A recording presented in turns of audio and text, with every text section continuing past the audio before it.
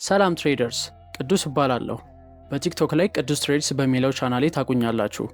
አሁን ደግሞ በዩቲዩብ ላይ የተለያዩ የትሬዲንግ ትምህርቶችን፣ የአይሲቲ ኮንሰፕቶችን እንዲሁም ስለ እኔ የትሬዲንግ ስትራቴጂ በደንብ ላስተምራችሁ ዩቲዩብ ላይ መጥቻለሁ። ጠቃሚ ቪዲዮዎች ስለምንለቅ ሰብስክራይብ በማድረግ ጀምሩት። በዛሬ ቪዲዮ ላይ ደግሞ የምናየው ስለ ፌር ቫልዩ ጋፕ እንዴት መጠቀም እንደምንችል እንዲሁም ደግሞ ስለ ኢንቨርዥን ፌር ቫልዩ ጋፕ እናያለን ማለት ነው። መጀመሪያ ዋትስ ፌር ቫልዩ ጋፕ? ፌር ቫልዩ ጋፕ ማለት የሶስት ካንድልስቲኮች ፓተርን ሲሆን የዚህኛው ሎ እና የዚህኛው ሃይ ኦቨርላፕ ሳያረግ ሲቀር ወይም ደግሞ የዚህኛው ሃይ እና የዚህኛው ሎ ኦቨርላፕ ሳያረግ ሲቀር የሚፈጥረው በመሃል የሚፈጥረው ጋፕ እሱን ፌር ቫልዩ ጋፕ ብለን እንጠራዋለን ማለት ነው። ባየሮች እና በሴለሮች መሃል ኢምባላንስ ሲፈጠር ያንን ፌር ቫልዩ ጋፕ ብለን እንጠራዋለን ማለት ነው። አሁን ደግሞ በምሳሌ እንመልከተው። የዚህኛው ሃይ እና የዚህኛው ሎ ኦቨርላፕ አላደረገም። ይሄንን ቦታ እንደ ፌር ቫልዩ ጋፕ ማሰብ እንችላለን ማለት ነው። ማርኬት እዚህ አካባቢ ላይ መልሶ ሪትሬስ ሲያደርግ ባይ እንገባለን ማለት ነው። ማርኬት ወደኛ ቦታ መጣልን ዘን ቀጠለ ማለት ነው።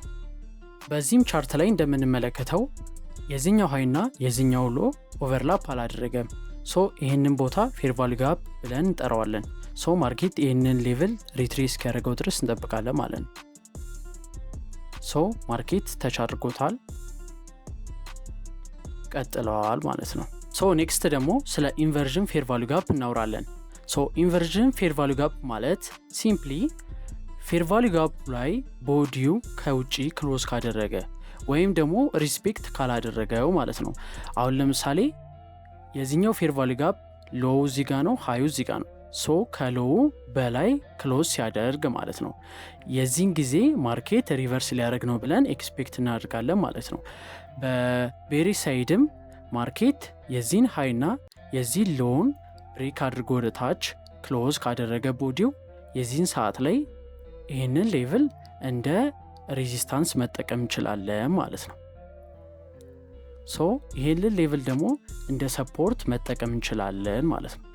በኤግዛምፕል ደግሞ እንዴት እንደሚመስል እንይ። አሁን ለምሳሌ ማርኬት እዚህ ጋር ፌር ቫልዩ ጋፕ ሰርቶልን ነበረ።